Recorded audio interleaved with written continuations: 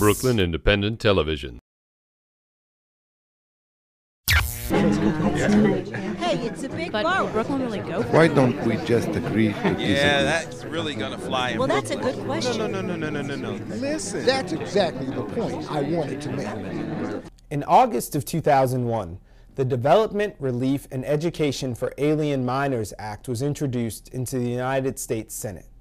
The bill would, quote, provide conditional residency to certain illegal aliens of good moral character who graduate from U.S. high schools, arrived in the U.S. as minors, and lived in the country continuously for at least 5 years prior to the bill's enactment, unquote. The bill failed, but was reintroduced last year, where it came up short on votes again. Now, State Senator Bill Perkins of the New York State Senate has introduced a New York State version of the DREAM Act. I want to talk to you today about a very important issue, an issue rooted in equality, fairness, and opportunity, a bill I sponsor called the New York DREAM Act. For those of you who haven't heard about it, the DREAM Act will open the doors of opportunity for so many youth who dream of going to college but can't afford it and are denied access to financial help because they are undocumented. How will this be accomplished? The Act would provide access to state financial aid programs, including grants, loans, and scholarships. Plainly speaking, the Act would respect the dignity and contributions of undocumented youth in New York.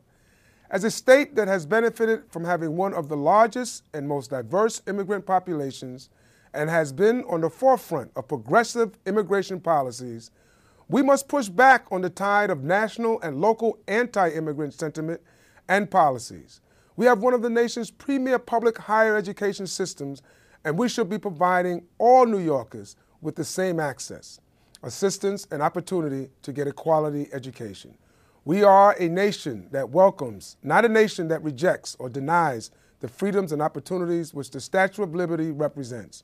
In this ever-expanding globalized economy, we must do all that we can to cultivate the intellectual capital residing in our state by providing these youth with financial assistance towards a higher education and the opportunity to fulfill the American dream.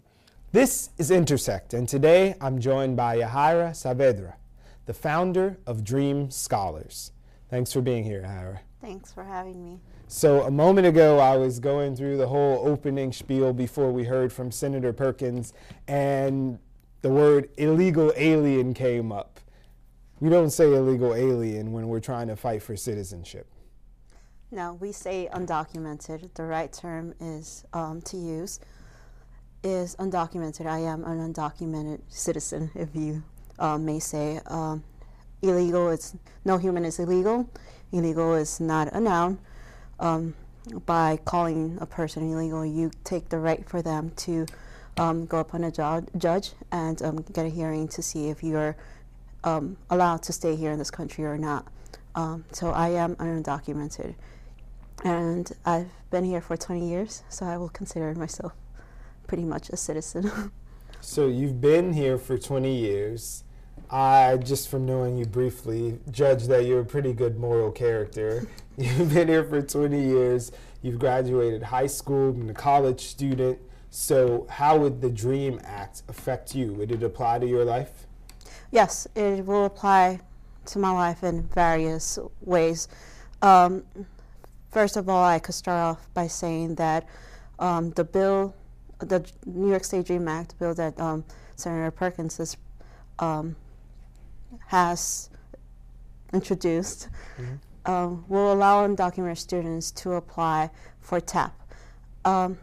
I am a taxpayer, and I would like the opportunity to receive TAP just like any other student.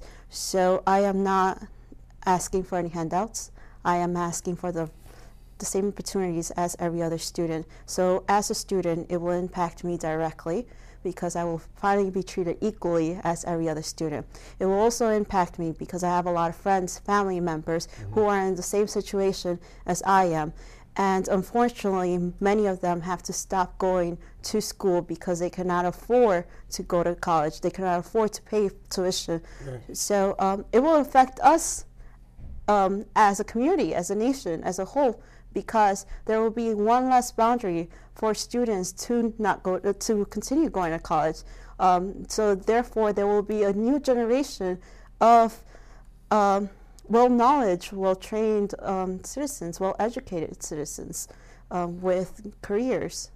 So for clarity's sake, we're talking about TAP, which is the Tuition Assistance Program, Yes. which any person who's gone to school in New York State has probably gotten some assistance from the TAP program. Right. The TAP program is directly to, it's mostly for minorities with an 80-point average grade or greater. So in order for you to even qualify for TAP, you have to be a pretty good student. So it's not as if it's going to be handed out again Just to a us. blanket thing, like, Right. hey, No. come get your TAP money. No, you still have to qualify for Right. it. And in order for you to apply to TAP, you have to have a certain GPA, and you have to have your income tax returns from the last year. So therefore, you have to pay your taxes in order to qualify. So like I said before, I'm just asking for an opportunity, a similar opportunity as everybody else. I'm asking to be treated equally as all the other students. So tell me about Dream Scholars. Well, Dream Scholars was established last year. I founded Dream Scholars. Who else could know what an undocumented student goes through, their pain, how to promote it, how to relate to it, than an undocumented student themselves. So I gathered up with a couple of other of my friends who are undocumented, and we founded Dream Scholars to promote the National Dream Act and the state-level Dream Acts, not only in New York State, but also nationwide, and to fight any anti-immigrant proposals or advocates. Recently, we protested against Mitt Romney when he was at the Sheraton Hotel at Fifth Avenue for a fundraiser. And there's some great video of Yes. a young woman challenging Mitt Romney on the issue of the DREAM Act and trying to engage him in her personal story around it. Right. That was my friend Lucia Alayin, who stepped up to confront Mitt Romney. And like Lucy, there are many of us ready to fight. While she was in there indoors, we were outside rallying as well, so we were all over the place to make our point straightforward that we will not support anybody who's against the DREAM Act or who's in favor of any anti-immigrant legislation. So the DREAM Act on the national level in Congress was introduced in 2001. There was some other activity surrounding it in like 2007, and then it was reintroduced by Harry Reid last year. And all this time it's been evolving and things have been added and taken away, and they try to put it on certain bills and make sure that it gets some kind of passage, but it hasn't become a national law or movement yet that's been accepted by our lawmakers. What is the barrier on the national level that you think we have the possibility of getting done here in New York that they can't get done on the national scale? The possibility, I guess, is more concentrated since at the New York State level. The difference between the New York State legislation and the national legislation is that the New York State DREAM Act will only allow undocumented students to apply for TAP. And there's another piece of legislation called the DREAM Fund, which will essentially allow undocumented students to apply for private scholarships, to receive private scholarships. So it doesn't give a route to citizenship whatsoever, as the national level will. Nevertheless, it will help out undocumented students, and that's what we're trying to do. It doesn't mean that our fight for the National DREAM Act for citizenship, it's done, right? We're still continuing. This is just I will say for a meantime while we're working on the national level, since we don't want to waste time. Yeah. Right. So you're not wasting time. I know 2 days ago you were on a bus to Albany trying to lobby lawmakers, and as a matter of fact, every day this week there's some sort of action, and even looking forward to March, I know there's another action in Albany. So tell me about some of the grassroots work that's going on to help ensure the passage of the DREAM Act on the New York State level. The New York State level, first of all, we're all the undocumented students and allies. We're trying to establish DREAM teams in every single campus around the city and SUNY universities, CUNYs and SUNYs, and we're spreading to private colleges as well, and we have a lot of supporters, citizen students as well, helping us. We've also engaged in churches of all type of denominations, religions, to come out and support the New York State DREAM Act and the DREAM Fund.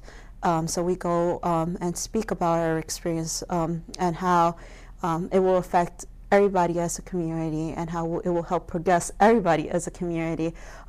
So that's what we usually do. We just go and advocate and just talk about our experiences and also petition and lobby. So DREAM Scholars, you guys are out there doing the same work, educating and getting people active and advocating for the passage of the DREAM Act at every sort of level.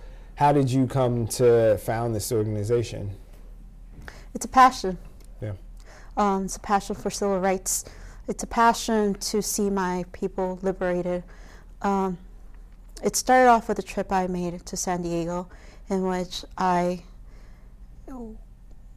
was in the bridge of graduating. It was my last semester of marketing. I'm actually staying another year in my college to do a second degree in aviation. Mm-hmm. So I just wanted to know what to do with my degree after I graduated, of course, like every senior in college. Yeah. Except that my case was a little bit peculiar as an undocumented student. It's really hard for me to find a job.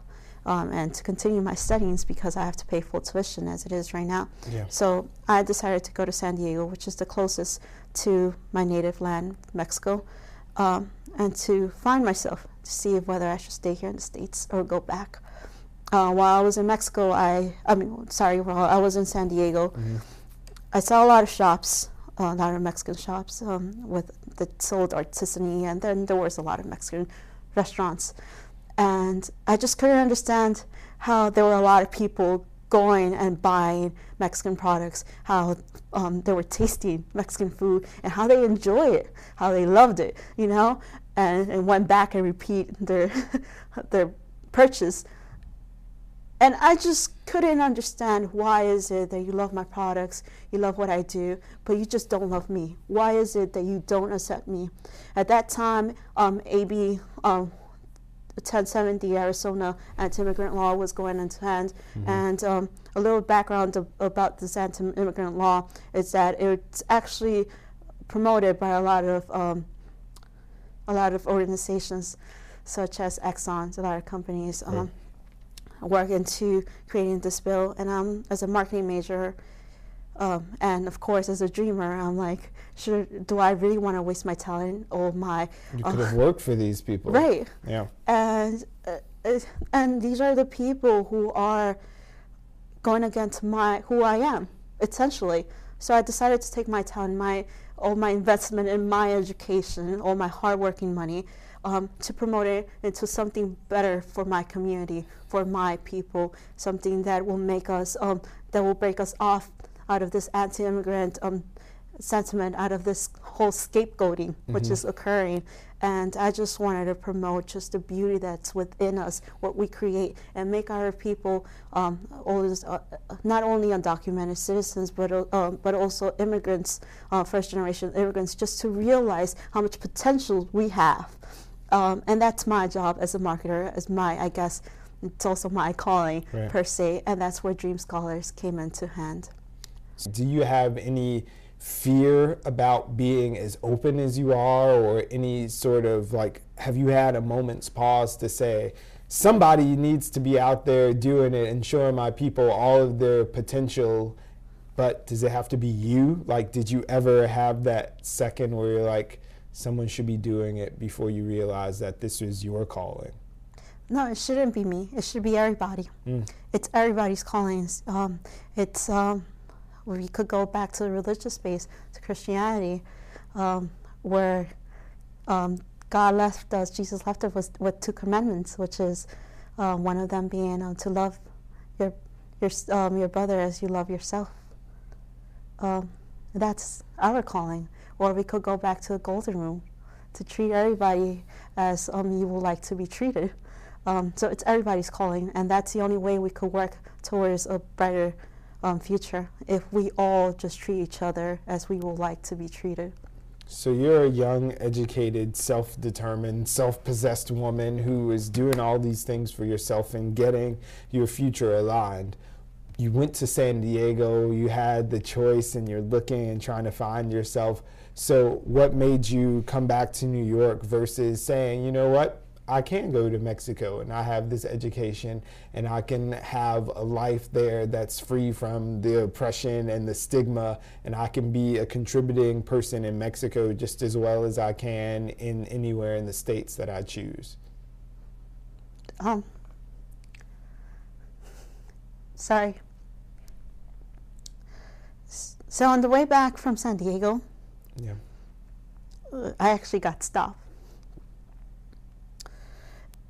And at that moment, I wanted to give up fighting.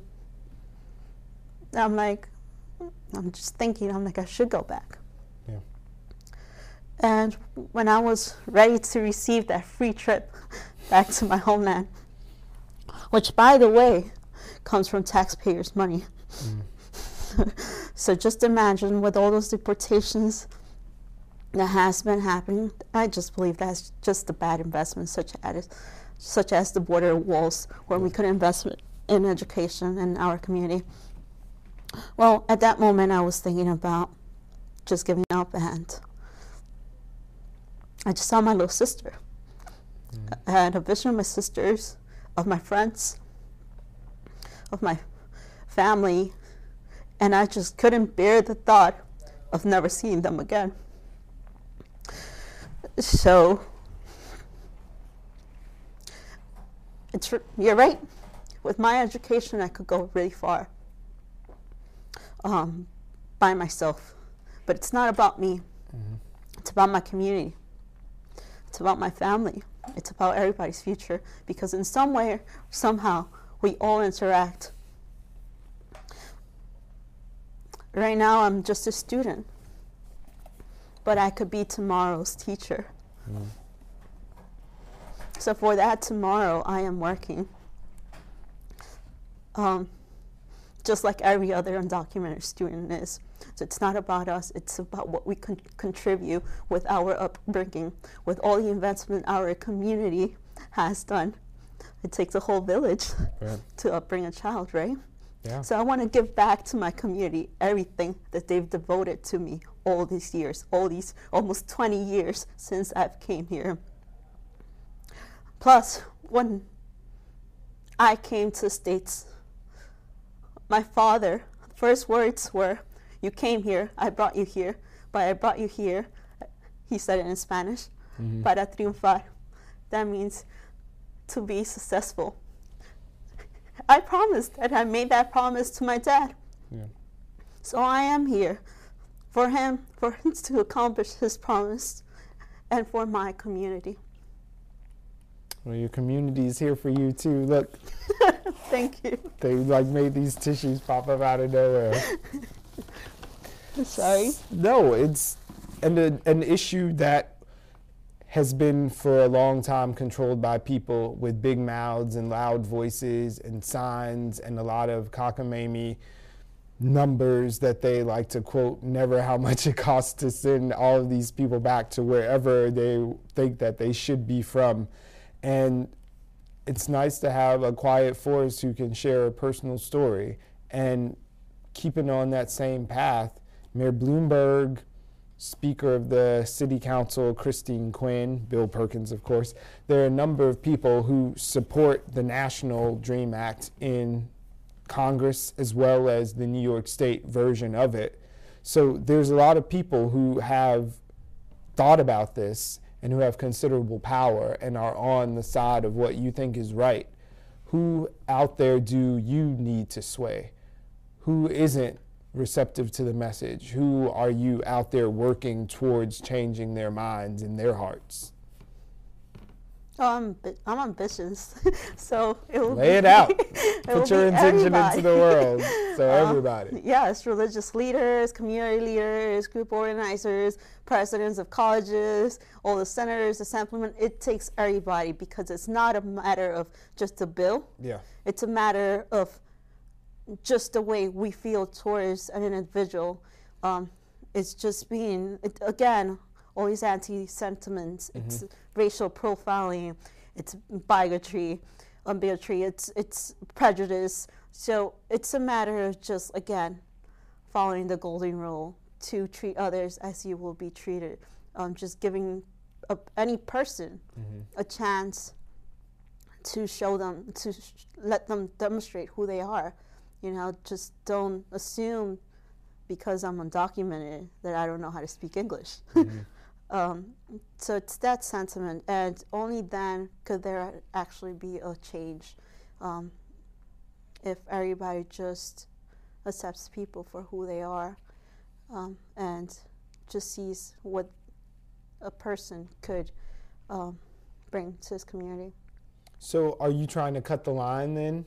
They always say there's people who came here legally, there's channels and there's ways to do things. So we're not against all immigrants. It's just that there's a way to get things done, and you apply and you wait your turn like everybody else. Is this DREAM Act a way of circumventing all of that and having you be rewarded for something that you didn't earn? You just came here, and it's like, just because you've been here and under the radar doesn't mean that you should be here. So you're cutting the line. There are people who are taking the proper channels. That's what people like from the Mayflower always say. It's like, we were all immigrants and we all came here, but we did it the right way. So what argument do you have to those people who talk about there's the right way of doing it? First of all, if there is a line, can you please show me? I would like to get into that line. There, as it is, the immigration laws are very hard, especially for Mexicans. There is a quota for every single amount of people for every country. To come into the States. And on top of the quota, you have to have a certain amount of income. And like I've explained beforehand for the show, I am a Native American. I am from Maya descent. I'm from Oaxaca, Mexico. And my parents are natives. So we come from very humble origins. So we don't meet any of that quota. So there is not a line for us in any way.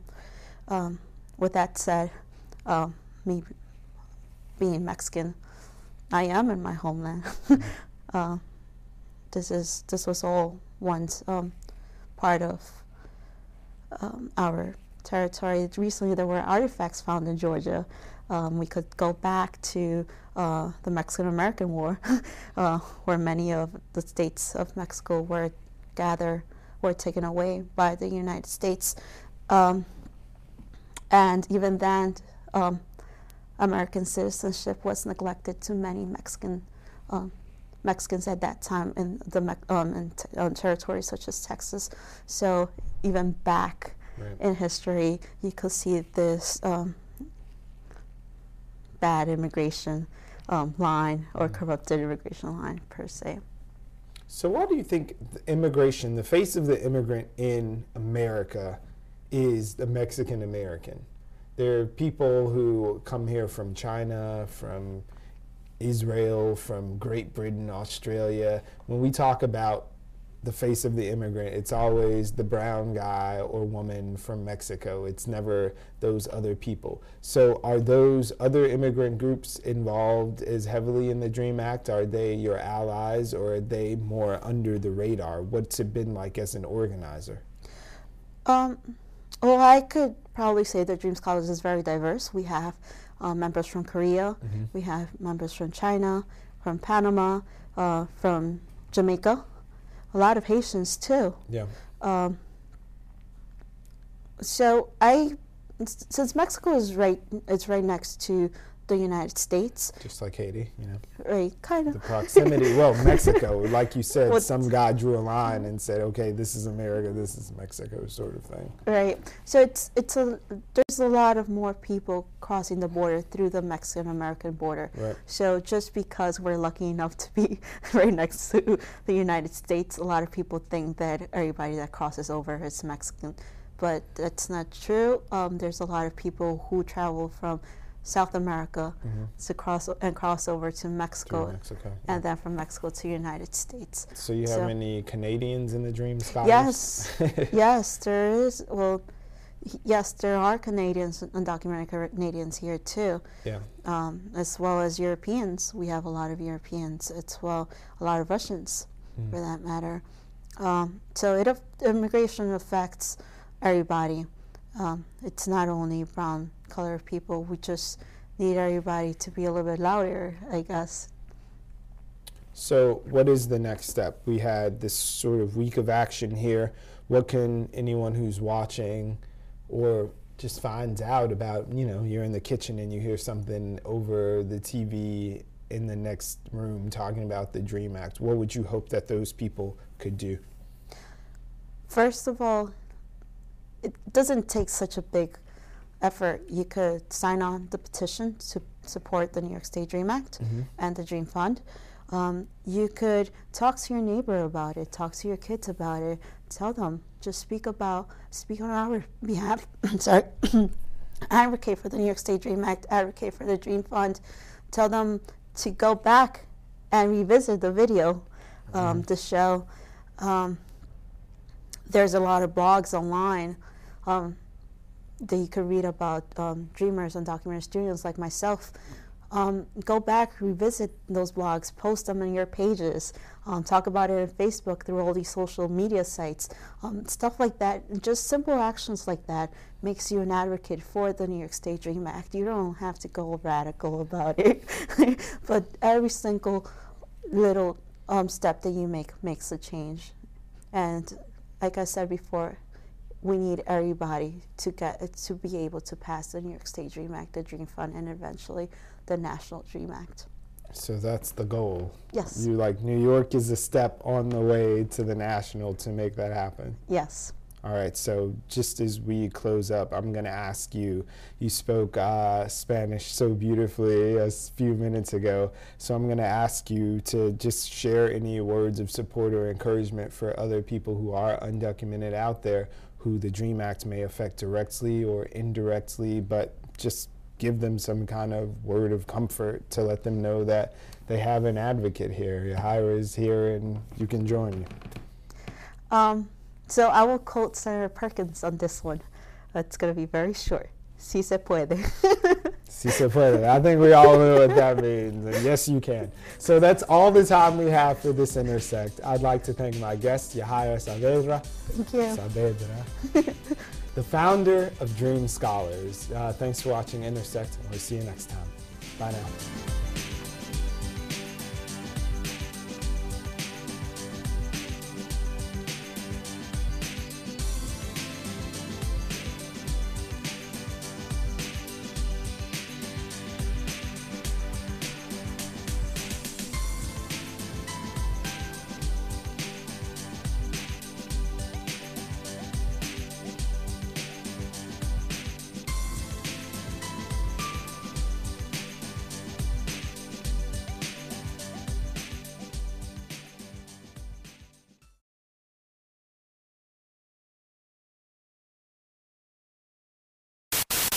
Watch this and other Brooklyn Independent Television episodes online at breakartsmedia.org/BIT.